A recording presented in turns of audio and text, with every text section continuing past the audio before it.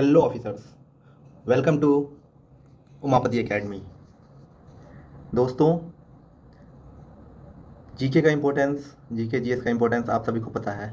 ये बताने की ज़रूरत नहीं है, स्पेशली एसएससी सीजीएल मेंस में और सीजीएल प्री में भी, क्योंकि प्री में आपको क्वालिफाई करवाता है और मेंस में आपको रैंक दिलाता है।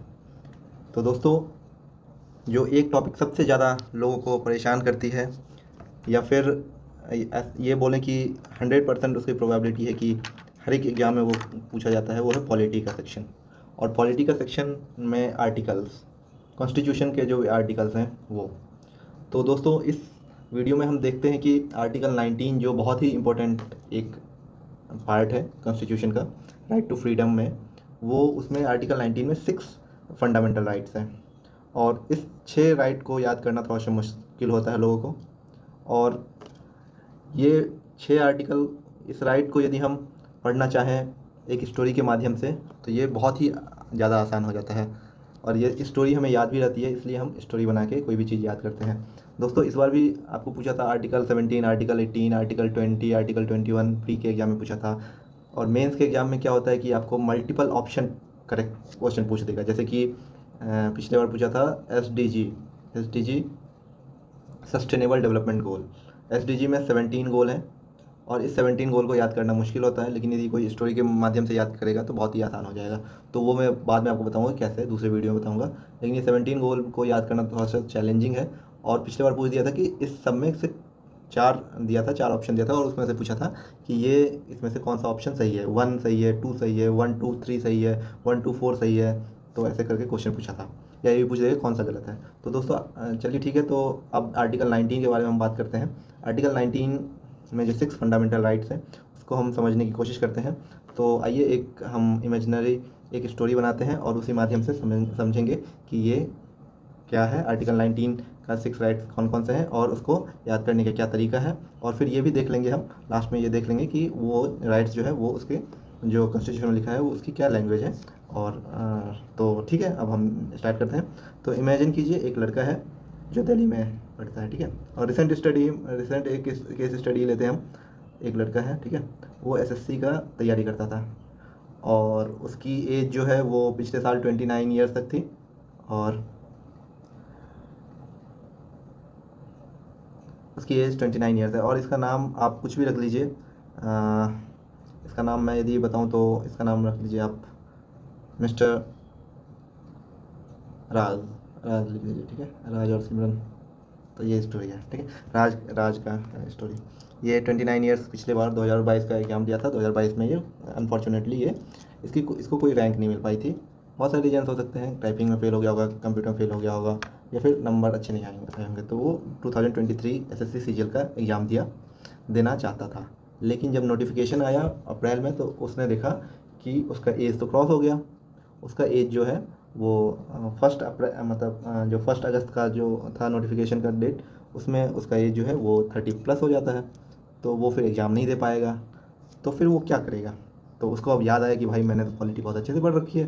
तो उस पॉलिटी में उसने देखा कि चलो ठीक है, आर्टिकल 19 का जो हम यूज करते हैं।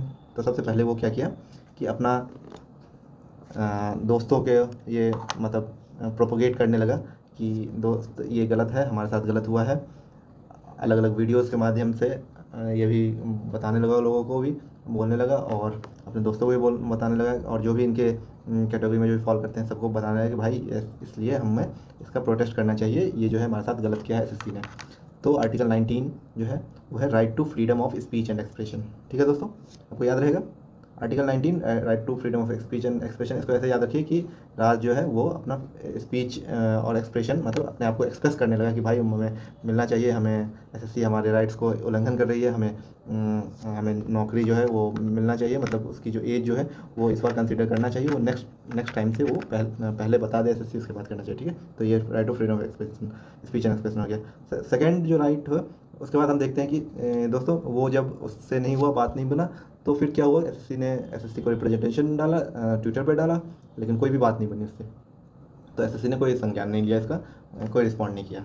तो फिर वो सोचा कि चलिए अब हम असेंबली करते हैं, मतलब असेंबल होते हैं। तो उन्होंने कुछ लोगों को, अपने मित्रों को बुलाया और एसएससी का जो भवन है, लोधी भवन, लोधी रोड में जो उसका एसएससी का ऑफिस है, वहाँ जाकर इन्होंने प्रोटेस्ट करना स्टार्ट कर दिया। कुछ पुलिस वाले इनके ऊपर लाठी बरसाए, मतलब लाठी चार्ज भी किए कि आप लोग हटिए यहाँ से, ये डिमांड जो है आपका वो आप वो है, क्या नाम है, आप यहाँ नहीं प्रोटेस्ट कर सकते हैं, ये वो।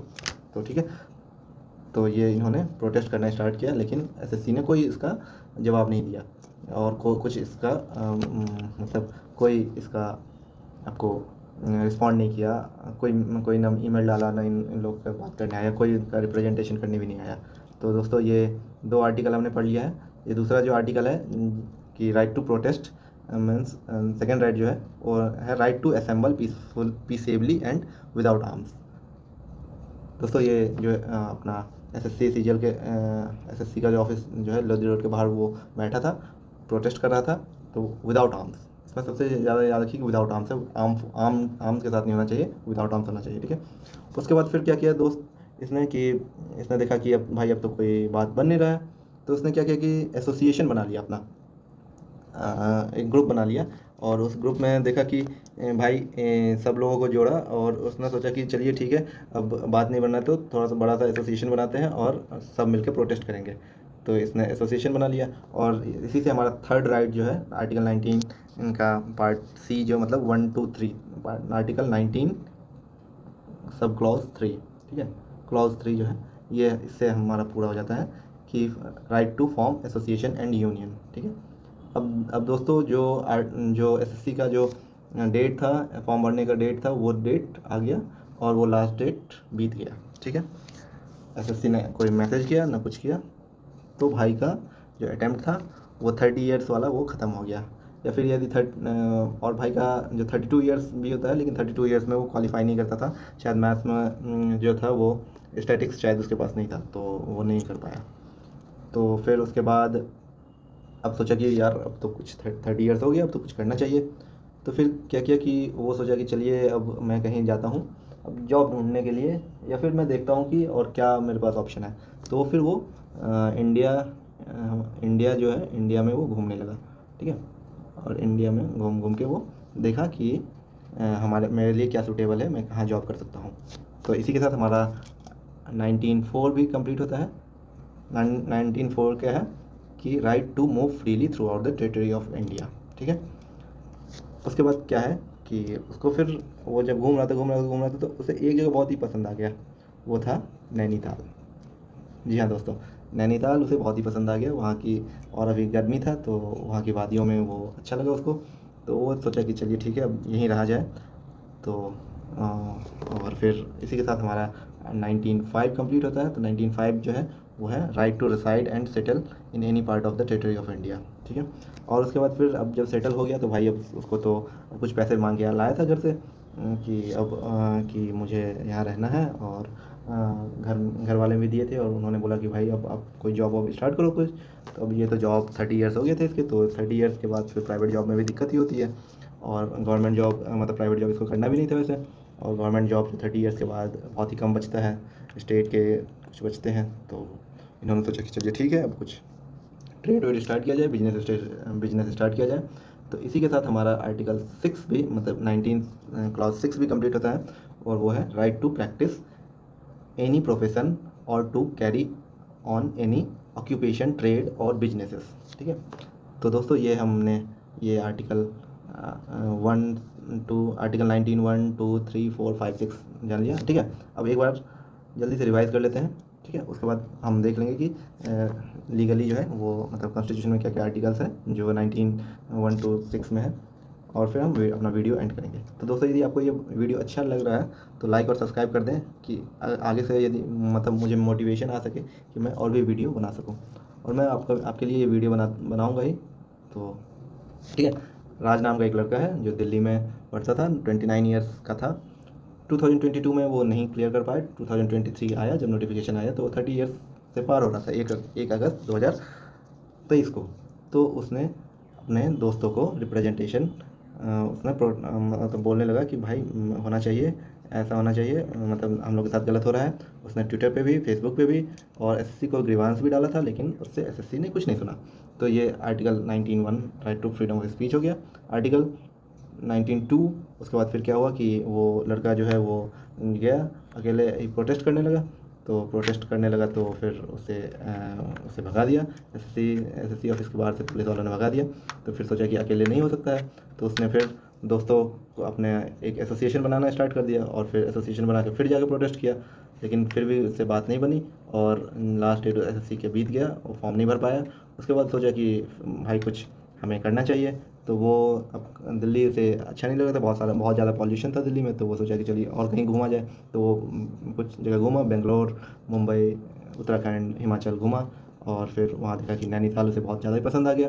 तो वहाँ वो इस उसके बाद वहाँ जाके वो नैनीताल में पसंद आ गया, तो वहाँ फिर वो बस गया। फिर वो सोचा कि चलो चलो अब यहीं रहना चाहिए। तो वहाँ एक रूम भी ले लिया वो और रूम लेके रहने लगा। अब जब रूम का किराया भी देना था उसे और खाना पीने में भी दिक्कत होने लगी, घर से पैसे आने भी थोड़े से कम हो गए। तो अब सोचा कि चलिए अब कोई बिजनेस स्टार्ट किया जाए। तो इसी के साथ हमारा आर्टिकल 19(1) to 6 तक ये कंप्लीट होता है। अब हम देख लेते हैं कि लिखा क्या है कॉन्स्टिट्यूशन में। ठीक है दोस्तों, देखिए आर्टिकल 19 जो है वो राइट टू फ्रीडम है। इसमें आर्टिकल 1 to 6 है। ठीक है, पहला है right to freedom of speech and expression. वही राज जो है वो ट्विटर पर ग्रीवांस डालता है, इसे याद रखिए कि right to speech and expression. ठीक है, उसके बाद दूसरा है right to assemble peaceably and without arms. फिर क्या होता है कि वो एसएससी ऑफिस के बाहर प्रोटेस्ट करता है विदाउट आर्म्स, खाली हाथ। भाई जाहिर सी बात है कि वो आर्म्स लेके तो नहीं कर सकते हैं, तो विदाउट आर्म्स करता है। उसके बाद फिर सोचता है कि यार अब तो हो नहीं रहा, अकेले नहीं हो रहा, तो वो एक एसोसिएशन बनाता है। और इसमें ये भी है कि एसोसिएशन आप ज्वाइन भी कर सकते हैं। तो ये जान लीजिए कि चलिए ठीक है, एसोसिएशन बनाते नहीं तो कि कोई एसोसिएशन ज्वाइन कर देता है, ट्रेड यूनियन ज्वाइन करता है, यूनियन ज्वाइन कर लेता है और फिर वहाँ जाकर वो प्रोटेस्ट करता है। लेकिन फिर भी कोई ऐसी बात नहीं बनती है उससे। उसके बाद वो निराश हो जाता है, उसका डेट बीत जाता है, एसएससी का लास्ट डेट भी बीत जाता है। उसके बाद फिर क्या होता है कि राइट टू आर्टिकल 19(4) जो है वो क्या है, right to move freely throughout the territory of India. फिर वो सोचता है कि अब कुछ और करना चाहिए। तो वो फिर अलग अलग जगह घूमता है इंडिया में और वहाँ उसको नैनीताल पसंद आ जाता है। तो नैनीताल में वो जाके रहने लगता है। उसके बाद फिर क्या होता है कि right to reside and settle in any part of territory. ठीक है, और वहाँ जाके वो रहता है। अब जब वहाँ रहता है तो उसे खर्चे भी स्टार्ट हो गए, उसके घर के खर्चे थे और बहुत सारे खर्चे थे स्टार्ट हो गए थे उसके, और घर से पैसे भी आने बंद हो गए थे। तो वो छठा राइट इसी के साथ कंप्लीट होता है कि right to practise and profession carry occupation. फिर वो कोई भी बिजनेस स्टार्ट कर देता है, एक बिजनेस स्टार्ट करता है और फिर वो सफल हो जाता है, मतलब फाइनेंशियली थोड़ा सा स्ट्रांग हो जाता है। तो ये दोस्तों ये 6th राइट जो है वो हमारे कॉन्स्टिट्यूशन में लिखा गया है। और उम्मीद करता हूँ कि आपको ये याद हो गया होगा, और नहीं याद हुआ होगा तो आप एक दो बार देखिएगा इस वीडियो को, आपको ज़रूर याद हो जाएगा। तो इस वीडियो को दोस्त आप अपना लाइक, ठीक है, और शेयर और सब्सक्राइब, ये तीनों कर दीजिए। ठीक है, इससे क्या होगा कि जैसे ये वीडियो आपने देख लिया तो अब फिर कुछ दिन बाद जब मैं वीडियो डालूंगा, वैसे तो डेली डालता ही हूँ, लेकिन आप वीडियो जब डालूंगा तो बहुत आप भूल जाएंगे कि वीडियो कहाँ है या मैंने क्या देखा था। तो जब आप लाइक, सब्सक्राइब और शेयर कर देंगे ना लोगों को, तो शेयर से तो ये होगा कि भाई बंधु आपके भी देख लेंगे। लाइक जब होगा तो आप जब ये याद है कभी देखेंगे कि हाँ ये वीडियो मैंने लाइक किया था, तो वो दोबारा से आप उस वीडियो को दोबारा से देखेंगे। और सब्सक्राइब करेंगे तो क्या होगा ना, बेल आइकन उसके बगल में बेल आइकन भी आता है। ठीक है, तो उस बेल आइकन को जब आप दबा देंगे तो आपका जो डेली वीडियो मैं डालता हूँ वो वीडियो आपको आ जाएगा। ठीक है, और ये वीडियो आप आसानी से देख लेंगे और देख के फिर आपकी जो जीके है वो बहुत काफ़ी हद तक स्ट्रांग हो जाएगी, और स्ट्रांग हो जाएगी तो फिर आप एसएससी मेंस क्या कुछ भी आसानी से निकाल सकते हैं। तो ये दोस्तों मैं वीडियो यहीं एंड करता हूँ। उम्मीद करता हूँ कि आपको ये वीडियो काफ़ी अच्छा लगा होगा। आप अपना कमेंट ज़रूर करें, लाइक भी ज़रूर करें। Thank you.